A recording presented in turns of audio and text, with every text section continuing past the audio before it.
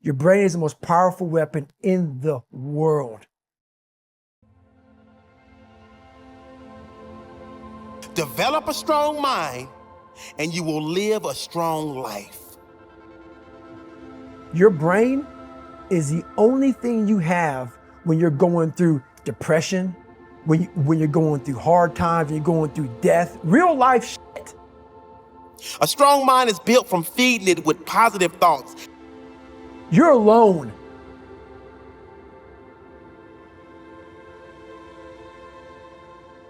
Most men walk the earth with this lone wolf mentality, right? If you can't control your own brain and your brain controls you, you're f***ed. A strong mind is built with daily gratitude. When you are grateful for everything you do have, you have no room for negativity, no room for doubt or anxiety. You got to tell your brain where you want to go and how you want to go and how you want to get there. You got to control it. If not, it's over. A strong mind is built with goals. Goals that give you a reason to get up out of bed and attack the day. If you do not have clear, specific goals for your life, don't tell me you wish your life was better, because you're lying to me and you're lying to yourself. One of the most powerful things that any person can do is to learn to control this idea of duration, path, and outcome, and attach an internal sense of reward, just that you're doing well, to reward yourself mentally. Just say, I'm doing well, I'm actually on the right path. The more often that we can self-reward some aspect of the process, provided it's in the right direction of what we're trying to achieve, the more energy we're gonna have for that, the more focus we're gonna have for that. And so when people start realizing that if they set the goals inside of the larger goal and self-reward each one of those, they essentially have an infinite amount of energy to pursue those goals. They have an infinite amount of focus to pursue those goals.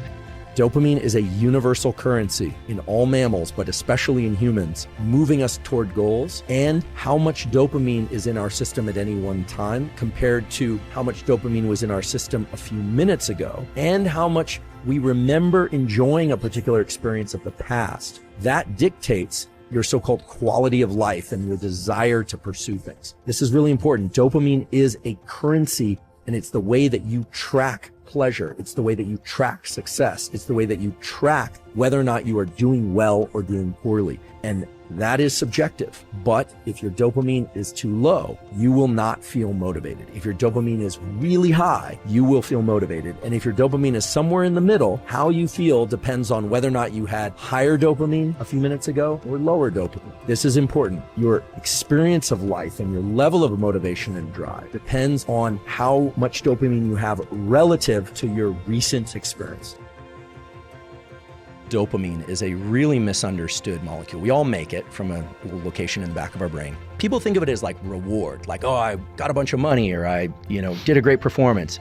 Dopamine is what's released anytime an animal or human thinks it's on the right path. Dopamine is evoked through humor, right? If you've ever just been working like mad, or you see this in, team guys know this really well. You can be in the worst situation and somebody will crack a joke, and all of a sudden it's like you have energy. That's neural energy. And that neural energy is dopamine. A strong mind is built from knowing you are responsible for your life, your results, your success, and your failures. Most people don't reach their dream, not because of failure. Most people don't live their dream because they give up. You see, it's not the failure that stops us, but that most stop at their first failure. Those who succeed don't stop at one failure. They don't stop at 10 failures. They don't stop at 100, 1,000, or 1,000,000. They say, this is my goal, and I will do whatever it takes to achieve it. I'm going to say something very logical to you people at home. And if you're stupid, you're not going to understand it. But if you're smart, it's not that difficult a concept. There is no such thing as a successful person without a failure.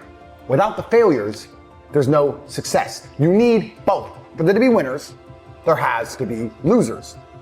Therefore, if God is going to give you the chance to become a successful person, He has to make it difficult. He has to lay out a gauntlet, because within that gauntlet, some people will quit, and they can go become losers, which allow the people who do not quit to be winners.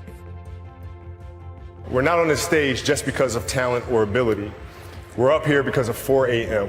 We're up here because of 2-a-days or 5-a-days. We're up here because we had a dream and let nothing stand in our way. If anything tried to bring us down, we used it to make us stronger. We were never satisfied, never finished, will never be retired. My high school English teacher, Mr. Fisk, he had this beautiful quote. It read, "Rest at the end, not in the middle." And I took that to heart. I believe there's time for resting at the end, but for me, that time is not now. To have a dream, sacrifice for it, and never ever rest in the middle. Be the guy who embraces the ugly, the miserable. Be the guy who embraces hard work, the grind. Don't be afraid of being hurt. Don't be afraid of sacrificing some blood.